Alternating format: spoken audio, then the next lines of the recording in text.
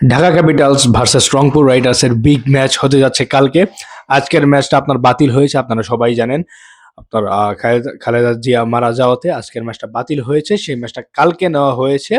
কালকে সম্ভবত আমি যদি ভুল না করি 7:45-এর দিকে ম্যাচটা অনুষ্ঠিত হবে এবং ঢাকার জন্য একটা ভালো একটা সাইন। যদি আজকে ম্যাচটা হতো তাহলে রহমানুল্লাহ গুরবাজ যে ঢাকা টিমে আসছে হয়তোবা তাকে আমরা আজকের ম্যাচটা খেলাতে পারতাম না, সেখানে ওসমান খানকে দিয়েই খেলাতে হতো।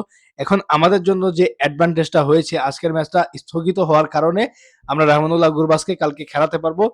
এবং আমি আরেকটা জিনিস কনফার্ম করতে চাচ্ছি যে তাসকিন আহমেদ আপনার দ্বিতীয় ম্যাচটা সেও কনফার্ম খেলছে এবং রহমানুল্লাহ গুরবাজ তো এসেছেই। তাসকিন আহমেদও কনফার্ম সে খেলবে। তাহলে যদি রহমানুল্লাহ গুরবাজ যদি আসে আবার তাসকিন যদি স্কোয়াডে এড হয়, তখন দেখা যায় যে যে আহ, আপনার ফরেন যে বলারটা ছিল জিয়াউর রহমান কেও তাকে কিন্তু একটা ম্যাচ বসিয়ে কিন্তু পেস বোলিং লাইন আপটা কিন্তু আরো ভালো করা যাবে ঢাকার জন্য। এটা হচ্ছে ঢাকার অ্যাডভান্টেজ। তাসকিন আসলে কিন্তু একজন তারা পেস বোলার কমিয়ে কিন্তু তারা একজন ফরেনার বিদেশি তারা খেলাতে পারবে স্কোয়াডে। ঢাকার জন্য কিন্তু দারুণ একটা সুযোগ।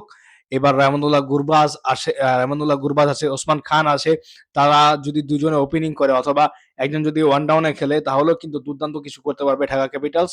আমার কাছে তাই মনে হচ্ছে রংপুরকে চ্যালেঞ্জ জানানোর মতো পারফরমেন্সটা তারা করতে পারবে, কারণ তাসকিন আসছে। সালমান মির্জারা কিন্তু দুর্দান্ত ফর্মে আছে, সালমান মির্জা খুব ভালো বোলিং করছে। আপনার দেখা যাক কালকের ম্যাচে কি হয়।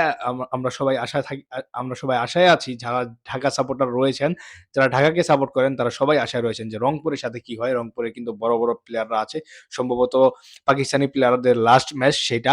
দেখা যাক কি হয়। আপনারা আপনাদের মতামত কমেন্ট বক্সে জানিয়ে দিতে পারেন। ভালো থাকবেন, সুস্থ থাকবেন, ধন্যবাদ সবাইকে।